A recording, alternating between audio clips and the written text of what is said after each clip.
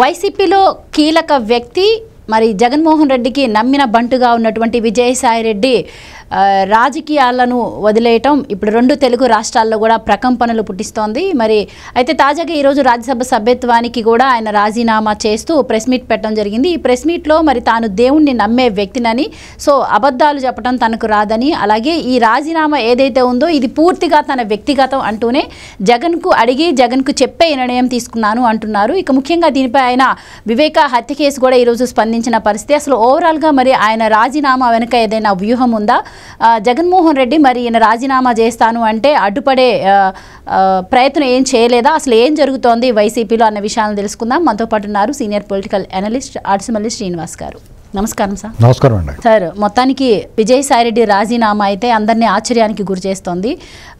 దీని వెనక ఏమైనా నేను అన్నట్టు వ్యూహం ఉండే అవకాశం ఉంటుందా? అంటే ఇప్పటి వరకు జగన్మోహన్ రెడ్డికి తెలుసా తెలియదు అనుకున్న టైంలో ఈరోజు ఆయన పెట్టిన ప్రెస్ మీట్లో చెప్పారు, నేను జగన్మోహన్ రెడ్డితో మాట్లాడాక ఈ నిర్ణయం తీసుకున్నాను, ఇది పూర్తిగా నా వ్యక్తిగతం అంటున్నారు. సో ముఖ్యంగా తాను అబద్ధాలు ఆడనని కూడా చెప్పడం అయితే జరుగుతోంది. మీరేం చెప్తారు అసలు ఓవరాల్గా దీని గురించి? ఇప్పుడు విజయసాయిరెడ్డి కానీ లేకపోతే మిగతా పార్టీ నాయకులు కానీ సహజంగానే ఒక రాజకీయ పార్టీలో అధికారం ఉన్నప్పుడు ఉంటారు, కొంతమంది అధికారం కోల్పోయిన వెంటనే వెళ్ళిపోతారు. అలాగే అన్ని పార్టీల్లో జరిగింది. అధికారం కోల్పోయిన వెంటనే గతంలో చాలా పార్టీల నుంచి అటు ఇటు ఇప్పుడు తెలంగాణలో కానీ ఆంధ్రాలో కానీ మన తెలుగు రాష్ట్రాల్లో కానీ లేకపోతే మొత్తం దేశం మొత్తమే కానీ అధికారంలో ఉన్నప్పుడున్న కొంతమంది నాయకులు అధికారం కోల్పోయిన వెంటనే అటు ఇటు దూకేయడం అనేటువంటి చాలా సహజంగా జరిగింది. ఈ చరిత్రలో మనం అనేకసార్లు చూసాం. అయితే ఇక్కడ జగన్మోహన్ రెడ్డి గ్యాంగ్ అనేటువంటి వాళ్ళు వీళ్ళు కరుడు కట్టుపోయిన నేర స్వభావం ఉన్న నేరస్తులు, నొటోరియస్ క్రిమినల్స్ అన్నమాట. వీళ్ళందరినీ కూడా దగ్గర చేర్చింది ఏంటంటే ఆ నేర స్వభావం అనేటువంటి వీళ్ళందరినీ దగ్గర చేరుస్తుంది. అంటే భౌతిక శాస్త్రంలో ఒక సూత్రం ఉంటుంది. ఎలాగంటే సాధారణంగా సజాతి ధ్రువాలు వికర్షించుకుంటాయి, విజాతి ధ్రువాలు ఆకర్షించుకుంటాయి భౌతిక శాస్త్రంలో, సైన్స్లో. కానీ ఇక్కడ ఈ నేర స్వభావం లేకపోతే మానవ మనస్తత్వం ఎలాగ ఉంటాయంటే భావజాలం, అంటే లైక్ మైండెడ్ అందరూ దగ్గర చేరుతారు. భౌతిక శాస్త్రంలో అలాగుంటే మానసిక శాస్త్రంలో లైక్ మైండెడ్ ఒకే భావజాలం ఉన్న వాళ్ళంతా చేస్తాం. ఇప్పుడు సపోజ్ మీరు చిరంజీవి ఫేవరెట్ అనుకో, నేను చిరంజీవి ఫేవరెట్ అనుకో, మన ఇద్దరం కలిసి చిరంజీవి గురించి మాట్లాడుకుంటాం. అలాగా అంటే ఎగ్జాంపుల్ చెప్తున్నాను నేను. అలాగే ఇప్పుడు జగన్మోహన్ రెడ్డి వీళ్ళందరికీ దొంగతనం ఇష్టం. అతను ఎప్పుడు కూడా తన ఇంట్లో డబ్బులు ఇంట్లో జైల్లో రూపాయి ఖర్చు పెట్టకుండా ఊరు పసుపు ఊరు కుంకుమతో పేరెంటం చేయడం కానీ, అలా పోతా దారి టేబుల్ మీద ఏది దొరకకపోతే టేబుల్ మీద పేపర్ పెట్టినా పట్టుకుపోవడం అతనికి ఇష్టం. వీళ్ళదే అలాంటి బుద్ధి ఉంటే వీళ్ళందరూ ఈ దొంగలందరూ కూడా ఒక చోట చేరారు, లైక్ మైండెడ్. వీళ్ళు దొంగలని తెలియక వీళ్ళ అట్టాసం ఇవన్నీ చూసి ఇంకో కొంతమంది చేరి ఉండొచ్చు. ఇలా వీళ్ళు ఆఖరికి రాజ్యాధికారంలోకి వచ్చారు ఈ దొంగలందరూ ఉన్నాయి. అంటే రాజకీయాల్లో ఎలా ఉంటుంది, ప్రజలకు సేవ చేసి ప్రజల్లో మంచి పేరు తెచ్చుకుని ఇతను మన నాయకుడిగా ఉండాలని ఆ మంచి పేరు, నిజాయితీ, నిబద్ధత, పనిచేసే మనస్తత్వం ఇవన్నీ చూసి జనాలు ఆకర్షితులై వాళ్ళ నాయకులుగా ఎన్నుకోవడం అనేటువంటిది ఒకప్పుడు రాజకీయాల్లో పాఠం, అదొక విధానం. దాన్ని మార్చిన ఘనత వీళ్ళదే. ఎలాగంటే మనం ఒక వారసత్వం ఉండాలి, ఆ పేరు చెప్పుకుని మనం ఆ అధికారాన్ని అడ్డం పెట్టుకుని డబ్బులు కొల్లగొట్టేయాలి, దాంతో అధికారాన్ని సాధించాలి, పెత్తనం కావాలి, ఆ పెత్తనానికి అధికారానికి చేరువ కావడానికి కొల్లగొట్టేసిన సొమ్ము వాడుకోవాలి అనేటువంటిది వీళ్ళు ఒకదానికొకటి ఇంటర్లింక్ అయినా మరి ఎన్నాటి లెక్కలు రాస్తానికి ఇంకోటి ఉండాలి కదా. ఆ దొంగ లెక్కలు రాసినోడు ఇతను విజయసాయిరెడ్డి. జగన్మోహన్ రెడ్డి ప్రతి నేరల్లోనూ సమభాగస్తుడు అతను. అందుకని అతను ఏ వన్ అయితే ఇతను ఏటు, మనకి నీళ్ళలాటోడు. అతని బింబం అయితే ఇతను ప్రతిబింబం. అద్దంలో చూసుకున్నాడు జగన్మోహన్ రెడ్డి, మీరు అద్దంలో చూసుకుంటే మీ ముఖం కనపడదా, కానీ జగన్మోహన్ రెడ్డి అద్దంలో చూసుకుంటే విజయసాయిరెడ్డి కనపడతాడు. అదనమాట వాళ్ళిద్దరి బంధం. అటువంటిది మరి అతను నేరాల్లో భాగస్వామి, అతను నేరాలు చేయడంలో ఇతను సహకరించాడు పూర్తిగా. ఆ కొల్లగొట్టేసి సూమ్ని ఎక్కడెక్కడ పెట్టాలనేటువంటి దాన్ని లెక్కలు రాశాడు, జాగ్రత్తగా భద్రపరిచాడు. ఇప్పుడు మీరు ఇంటికి ఒక 4 బ్యాగులు ఎట్టుకెళ్ళారు ఏదైనా కొనుక్కుని పద్ధతిగానైనా సరే, అవి మీ ఇంట్లో వాళ్ళు తీసి జాగ్రత్తగా ఎక్కడొక్కడ సర్దుతారు కదా. అలాగే జగన్మోహన్ రెడ్డి వీళ్ళిద్దరు కొల్లగొట్టేసిన సోముని జాగ్రత్తగా ఎక్కడెక్కడ పెట్టాలో ఎక్కడెక్కడ దాయాలో అన్నీ తెలిసినోడు ఇతను. ఇలాంటి వాళ్ళు అధికారంలోకి వచ్చారు సడన్గానే. అధికారంలోకి వచ్చిన తర్వాత ఇంకా అప్పుడు దాగేటి ఎక్కడికైనా వెళ్ళి కొల్లగొట్టాలి. వీళ్ళు ఇంట్లోనే పోవడంత సంపద ఉంది ఈ రాష్ట్రంలోనే. శుభ్రంగా మీకు మద్యం మీద, ఇసుక మీద, భూముల మీద, కొండల మీద, గుట్టల మీద, మట్టి మీద, మశానం మీద, మొన్న మీద మొత్తం కొలబడేశారు. ఆఖరి సముద్ర తీరాన్ని కూడా ఇక ఎక్కడేమీ మిగల్చకుండా మొత్తం నాగేసి పొద్దున్నే సాయంత్రం మంచి శుభ్రంగా భోజనం చేసి ఇంక ఇవాళ చేయనే భోజనం అన్నట్టు ఉన్నట్టు చెప్పింది. గతంలో అచ్చం ఇలా ఇతనిలాగే మాట్లాడాడు. ఉండలేడు అనుకుమార్ 2 సార్లు ఎంపీ అయిపోయాడు. లాటరీ తగిలిన రోడ్డు మీద డబ్బులు మూట దొరికినట్టే అతను చేసిన పని చేసిన దానికి అతని స్థాయికి 2 సార్లు ఎంపీ అయిపోయాడు. ఏంటండి లక్కీగానే. అతను ఏమన్నా నేను రాజకీయాలు మానేశానని కూర్చుని రోజు ఆంధ్రప్రదేశ్లో కులం మీద ఒక పార్టీ మీద నిత్యం ఎడుతూ ఉంటాడు. బోరుని విలపిస్తాడు, ఆర్తనాదాలు చేస్తాడు, రోధిస్తాడు. ఇతను అంతే. ఎంతసేపు సామాజిక వర్గం మీద, లేకపోతే చంద్రబాబు గారి మీద, తెలుగుదేశం పార్టీ మీద, రామోజీరావు గారి మీద, వాళ్ళ మీద, ఏబిఎన్ మీద ఈ ఏడుపు. భగవంతుడిని నమ్ముతానంటాడు ఇతను. నేను భగవంతుడి సాక్షిగా చెప్తున్నానంటాడు. మరి పింక్ డైమండ్ గురించి ఎందుకు మాట్లాడాడు? నీ మీద 100 పిడుగులు అడిపోవాలి అబద్ధం మాట్లాడినందుకు. అంటే 100 పిడుగులు పడవు, దేవుడిని ఏమన్నా కానీ దేవుడిని అడ్డం పెట్టుకుంటే ఏం జరగదు అనేటువంటి ఒక విశ్వాసం ఇది. కానీ దేవుడు అనేటువంటి వాడు చూస్తాడు కదా.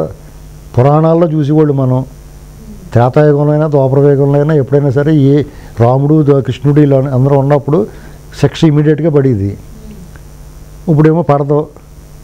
ఎవరి కర్మకి ఎవరి బాధ్యులు తర్వాత అప్పుడు చూసుకుందాంలే, ఇమీడియట్గా మనకు పని అయిపోతుంది కదా అనేటువంటి సర్వైలెన్స్ ఉండదులే అని ఒక లెక్కలకి. పాపభీతి లేదు. నీకు పాపభీతి ఉంటే జగన్మోహన్ రెడ్డి నడి రోడ్లో పీకలు కోయిస్తున్నప్పుడు ఒక విద్యార్థికుడైన డాక్టర్, ఏరియా హాస్పిటల్ డాక్టర్ని ప్రజలందరికీ ఆరోగ్యపరంగా అతను ఎంతో సహకరిస్తున్నప్పుడు వాళ్ళందరూ ప్రాణాలు కాపాడుతున్న డాక్టర్ని నడి రోడ్డు మీద పెడరెక్కలు విడిచిపెట్టి నీ విశాఖపట్నంలో అతను అలాగా పిచ్చోడిని చేసేసి చంపేసినప్పుడు అప్పుడు మానేయాలి, నువ్వు అప్పుడు బయటకు వచ్చేయాలి. ఇక్కడ ఇంకొకటి అండి, ఆయన కాకినాడ పోర్ట్ అంశం గురించి వివేకానంద రెడ్డి హత్య గురించి స్పందించారు. పోర్ట్ అంశంతో నాకు ఎలాంటి సంబంధం లేదు, నా పిల్లల సాక్షిగా చెప్తున్నా అంటం కాకుండా వివేకానంద రెడ్డి గుండెపోటుతో చనిపోయారని చెప్పి నేను అవినాష్ రెడ్డికి ఫోన్ చేస్తే అతని పక్కన వ్యక్తి నాకు చెప్పాడు అన్నారు. ఇదిలా ఉంటే అసలు జగన్మోహన్ రెడ్డికి చెప్పే నిర్ణయం తీసుకున్నానని చెప్పి విజయసాయి రెడ్డి అంటున్న నేపథ్యంలో ఇప్పటికే పార్టీ నుంచి చాలా మంది వెళ్ళిపోతున్నారు. సో ఇప్పుడు విజయసాయి రెడ్డి కూడా వెళ్ళిపోతే పార్టీకి చాలా డ్యామేజ్ అవుతుంది, అధికార పక్షానికి కూడా ఛాన్స్ ఇచ్చినట్టు అవుతుంది, క్యాడర్ నిరాశలోకి వెళ్ళిపోతుంది. ఇవన్నీ తెలిసి కూడా మరి విజయసాయి రెడ్డి రాజీనామాకు జగన్మోహన్ రెడ్డి ఓకే అన్నారు అంటే ఇక్కడ చాలా ఆలోచించదగ్గ పరిణామాలు చాలా ఉండే అవకాశం ఉందని చెప్పి అందరూ అనుకుంటున్నారు. మీరు ఎంత పిచ్చోళ్ళు అండి. జగన్మోహన్ రెడ్డి పార్టీ, జగన్మోహన్ రెడ్డి ఇంకా ఆంధ్రప్రదేశ్లో రాజకీయాలు చేస్తాడు అనుకుంటున్నారు మీరు? అతను స్కూల్ కట్టేస్తాను చూస్తున్నాడు. ఈ రాజకీయాలు ఈ గోళ్ళకి ఎందుకు, కావాల్సినంత సంపాదించుకుని ఇంకో దేశం పోదామో బాబు అనుకుంటున్నాడు అతను. ఇంకో దేశం పెట్టుకుంటాడు అతను. నేను షాప్ పెట్టుకున్నాను అంటారు కదా, అలాగే ఇంకో దేశం పోయి అక్కడ కొనేసుకుంటాడు. ఒక ద్వీపం ఏదో కొనేసుకుంటారు. వీళ్ళు తక్కువ డబ్బులు కొల్లగొట్టేశారండి. మీరు అందరూ ఏమనుకుంటున్నారు? పిచ్చోళ్ళు మీరు అంతానే. 1,00,000 కోట్లు అన్నాడు చంద్రబాబు గారు. అది ఇవాళ 10 లక్షల కోట్లు అయిపోయింది. అప్పుడు కొట్టేసిన 1,00,000 కోట్లుని ఈ 10-15 ఏళ్లలోనూ. అది కాకుండా ఈ 5 ఏళ్లలోనూ అప్పులు 11 లక్షల కోట్లు తెచ్చి అప్పుడు ఉన్న 2 లక్షల కోట్లు కాకుండా 9 లక్షల కోట్లు, 2,80,000 కోట్లు జనాలకి బటన్ నొక్కాడు. మిగతా డబ్బేది.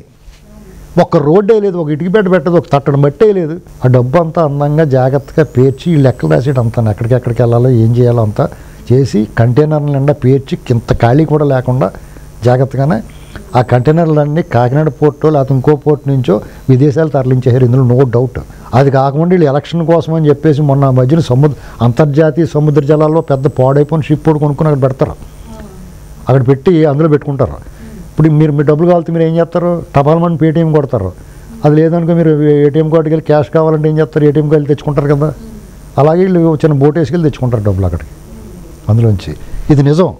ఈ వైపుగా ఎవడో దీన్ని పట్టించుకోరు. ఏది పట్టించుకోరు అంటే వీళ్ళు ఎవరెవరికి అక్కడ అంత మేపాలంతా మేపేస్తారు. ఎవరికి ఏం పాడేయాలో అది పడేస్తారు. ఎందుకంటే వీళ్ళు సొమ్ము కాదు కదా, వాళ్ళ బాబు సొమ్ము కాదు కదా, ఇదంతా కొల్లగొట్టి వచ్చిందే కదా, ఎగదిగా పాడేస్తారు. దానికోసం కూర్చుంటారు కొంతమంది పైన కింద అన్ని చోట్ల. వ్యవస్థలన్నిటిని శోభ్రంగా ఈ దేశంలో డబ్బుతోటి పని కానిది ఏమీ లేదండి. ఎందుకంటే అలాంటి సర్వభ్రష్టత్వం అయిపోయి ఈ వ్యవస్థలన్నిటిని చేస్తారు. అలాగా నిజాయితీగా ఉన్నవాడిని కూడా ప్రలోభపెడతారు వీళ్ళు. ఎందుకంటే అతను కూడా మానసికంగా అశాంతి కలుగుతుంది. ఎందుకంటే పక్కన ఉన్నవాడు లంచాల మరిగి వాడు మంచి సౌకర్యవంతమైన జీవితం గడుపుతున్నప్పుడు నిజాయితీగా ఉండాలనుకున్నవాడు ఎలా ఉండగలుగుతాడు? ఒక మహాప్రతిభత ఉంటుంది. పక్కన ఒక వేసి ఇష్టం రోజుకొకటితో తిరుగుతుంటే ఈ అమ్మాయి కూడా మెదిలిపోద్ది కదా. అంతే ఎవడన్నా వీళ్ళు అలా మొత్తం సమాజాన్ని పాడు చేస్తారు. వీళ్ళు ఒక రకంగా వీళ్ళు ఈ దేశం నుంచి పోతారంటే వెళ్ళిపోంటారు బాబు అన్నారు. మీరు దొబ్బేసిన డబ్బు ఇక్కడ కట్టేసి పోంటారు అని చెప్పాలి. వాళ్ళు కట్టనంటే కూడా పోతే పోంటారు బాబు, ఇక్కడ కానీ మేము బాబు వదుతూ ఉంటాం. అలాగా జగన్మోహన్ రెడ్డి చెప్పే చేసి ఉంటాడో. జగన్మోహన్ రెడ్డి అనుమతి లేకుండా ఇతనికి ఎన్ని వేల గుండెలు ఉంటాయండి. అతనితో సెపరేట్ రాజ్యాంగం ఉంది. అతను అది బాత్రూంలో రాస్తాడు.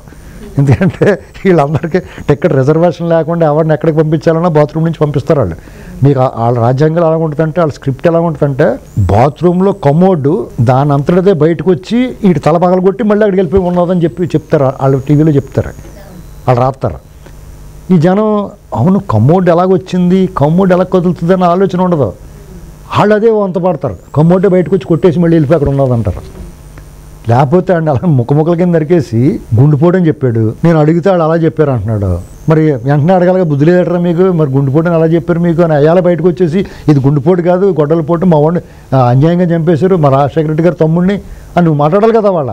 అంటే మీరు అందరూ ముఠా ఈ సభ్యులే కదా వీళ్ళందరూ ఉన్నాయి.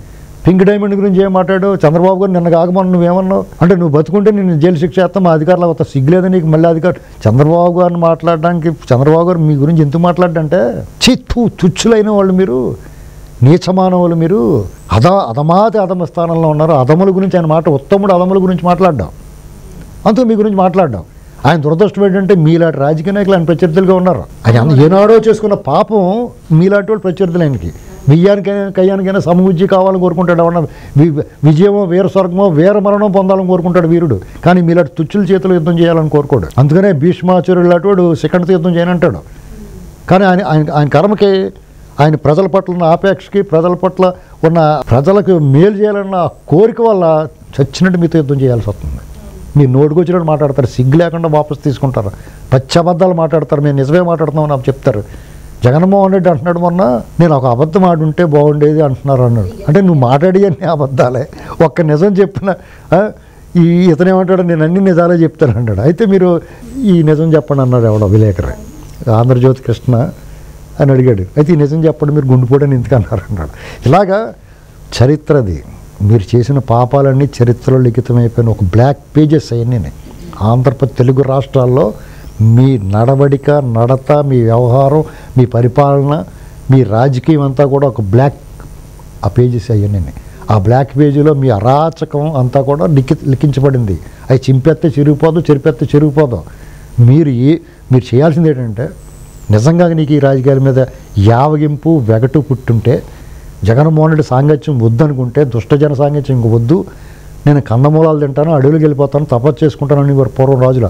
అలాగే నువ్వేమైనా వానప్రస్థం స్వీకరించాలనుకుంటే, నీకు వ్యవసాయం ఇష్టపడినావు కాబట్టి శుభ్రంగా వ్యవసాయం చేయాలనుకుంటే కనుక నువ్వు చేయాల్సిన పని, మొట్టమొదటి పని ఏంటంటే, నువ్వు కొల్లగొట్టిన సొమ్ము అంతా కూడా లిక్విడ్ నగదు రూపంలో ఉంటే దాన్ని ఎన్ని వీలైతే అని పెట్టిలోను కంటైనర్లో పెట్టి నేరుగా ఆంధ్రప్రదేశ్ ఖజానాకి తీసుకెళ్ళి జమ చేసేయాలి. నువ్వు కొల్లగొట్టేసిన, ఆక్రమించుకున్న, దొబ్బేసిన భూములన్నీ కూడా ప్రభుత్వానికి దఖలు చేసేయాలి. నువ్వు కట్టుబట్టలతో ఒక 6 జతల బట్టలోనే సూట్ కేసు నిండా నీకు కావాల్సిన సామాన్లు, బ్రష్, పేస్ట్ ఇలాంటివన్నీ పెట్టుకుని, నేను ఇక్కడ ఇంకో దేశం పోవాల్సిన అవసరం లేదు నాకు, ఇక్కడ మారేడుమిల్లిలోనే ఎక్కడో ఒక 4 ఎకరాల భూమి ఉండే, అక్కడ దుంపలు గెంపలు పండించుకుని అయ్యే తింటాను నేనని చెప్పాలి. ఇవన్నీ మానేసి నేను విదేశాలకు పర్మిషన్ ఇవ్వండి, నువ్వు విదేశాలకు నీకు పనిటా, నీకు పనిట అన్నీ మానేసినాడు. నువ్వు గడ్డం కొంచెం ఎక్కువ పెంచుకుని నువ్వు సడన్గా మళ్ళీ స్వామి కింద అవతారం మీద తెత్త కూడా నమ్ముతారు మా జనం పిచ్చోళ్ళు. అక్కడ స్వరూపానంద స్వామిని ఎత్తడి తపేళ, పాల తపేళ మొఖం వేసుకుని ఉన్నా కానీ ఆయన నమ్మట్లేదు, నిన్ను నమ్ముతారు. కానీ తెల్లగా కనపడి బొట్టెట్టుకుని వచ్చేస్తే నువ్వు దేవుడు అనుకుంటారు. వీళ్ళు ఎప్పుడు మోసపోతూనే ఉంటారు. లేదంటే మీలాంటి బందిపోడు దొంగలు వీళ్ళు 1,00,000 కోట్లు కొట్టేశారు, 16 నెలలు జైల్లో ఉన్నారంటే సిగ్గు లేకుండా కొట్టేశారు మీకు. మేము చెప్తారన్నా, ఓరు బాబు దొంగోడరా బాబు, మిమ్మల్ని సర్వనాశనం చేస్తాడరా బాబు అంటే వినదాగుని ఎవరు చెప్పిన మాట అనుకోలేదు ఎవరున్నాయి. మా మాట పెడజామని పెట్టారు. ఈ దారిలో పాములు ఉంటే వెళ్ళొద్దంటే, అయినా సరే ఆ దారిలో వెళ్తే పాములు గడిచేస్తాయి, ముళ్ళు గుచ్చిపోతాయి. అదే జరిగింది. ఇప్పుడు లబోదీపోమంటున్నారు. ఇప్పుడు మళ్ళీ మీరు కొత్త అవతారం ఇస్తున్నారు. మేము రాజకీయాలు మానేసాం, మీ దేవుడి ప్రమాణకంగా, మా బిడ్డల సాక్షిగా 7-8 ఏళ్ళ నుంచి నీ విశ్వరూపం చూశారు అందరూ ఉన్నాయి. నువ్వు వ్యక్తిగా 7 వెళ్ళిన తర్వాత కూడా నీ వికృత చేష్టలో స్త్రీ వ్యామోహం ఇవన్నీ కళ్ళ ముందు కనిపిస్తూ ఉన్నాయి.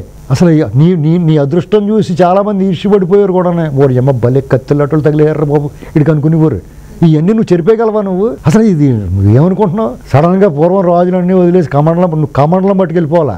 ఒక మరచెంబు కమండలం పట్టుకుని, ఒక జత బట్టలు, చేతి సంచులో సూట్ కేసు కూడా కాదు, ఓ చేతి సంచులో 2 జతలు బట్టలు పట్టుకుని పోయి మొత్తం అన్నీ వదిలేసి ప్రభుత్వాన్ని జమ చేస్తే నీ పాపంలో ప్రక్షాళన కొంత మొదలైంది అనుకుంటావు. నీలో పశ్చాత్తాపం వచ్చింది, పరివర్తన వచ్చింది, మార్పు వచ్చిందని అనుకుంటాం. అంతేగాని జగన్మోహన్ రెడ్డి స్కెచ్చే అనుకుంటున్నాం ఇవాళ. ఇంకానే మిమ్మల్ని నమ్మేడంటే ఎవడన్నానే, పైకి మీరు పోతే మోడీ గారిని, అమిత్ షా నాకు చాలా సహకరించారు అంటున్నాడు. అది ఎంత పెద్ద మాట అనుకుంటున్నారు? అంటే మీరు చేసిన అరాచకాలు అన్నిటినీ సహకరించారు అనుకోవాలా? మీరు ఏం మంచి పని ఒకటి కూడా చేయలేదు. మీరు అన్ని దుర్మార్గాలు చేశారు, అరాచకం చేశారు, ప్రజా వ్యతిరేక నిర్ణయాలు తీసుకున్నారు. అమరావతిని ఒక రైతులు సొంత భూములు, ఒక రాష్ట్ర ప్రతిష్ట కోసం, ఆత్మగౌరవం కోసం, ఈ రాష్ట్రానికి రాజధాని కోసం భూములు ఇస్తే వాళ్ళని వేధించారు, వెంటాడారు, వాళ్ళు శోకానికి గురి చేశారు. మీరు వాళ్ళ శోకం మీ శాపమే అంటాడింది. అటువంటి పరిస్థితి ఎన్నాటికి మీరు సహకరించినట్టు ఎవరు సహకరించినట్టు నువ్వు చెప్పిన దాని ప్రకారం చంద్రబాబు నాయుడు గారు మీ బంధువు అంటావు. ఏ రకంగా బంధువు మీకు? పవన్ కళ్యాణ్ గారు నీ మహాస్నేహితుడా? మరి ఆయన ఎందుకు 4 పెళ్ళిళ్ళని నీ మొండమోహమోడు అంటుంటే నువ్వు ఎందుకు ఊరుకున్నావు? ఆ రోజు నువ్వు బయటకు వచ్చి చెప్పుంటే నీ మాటలు విలువ ఉండేది. ఇవాళ వచ్చి నీతి గౌరవ చెప్తే ప్రెస్ మీట్ పెట్టి నేను చాలా పద్ధతి అయిన వాడిని, నేను చాలా మంచి వాడిని, టక్ చూడండి ఎంత నీట్గా చేసుకున్నాను, ఇలాంటివి అంటే నమ్మటానికి ఏమైనా పిచ్చోళ్ళు అనుకున్నారా? నీ తోలు తీసి ఎండేస్తారు. ఈ విషయంలో నీకు సరైన శిక్ష పడకపోతే, నీకు కానీ నీ గ్యాంగ్ కానీ సరైన శిక్ష పడకపోతే ఖచ్చితంగా ప్రజలను ప్రేరేపిస్తాం మేము. మీరు ఎక్కడ కనపడితే అక్కడ కొట్టమని చెప్తాం ఖచ్చితంగా. ఎందుకంటే ఈ చట్టం న్యాయం విఫలమైనప్పుడు, వ్యవస్థలు నిర్వీర్యమైనప్పుడు ఏం చేయాలి? న్యాయం జరగాలంటే ఏం చేయాలి? ఆ వైపుగా ప్రజలను ఆలోచించమని చెప్తాం. Right sir, thank you so much అండి. నమస్కారం అండి.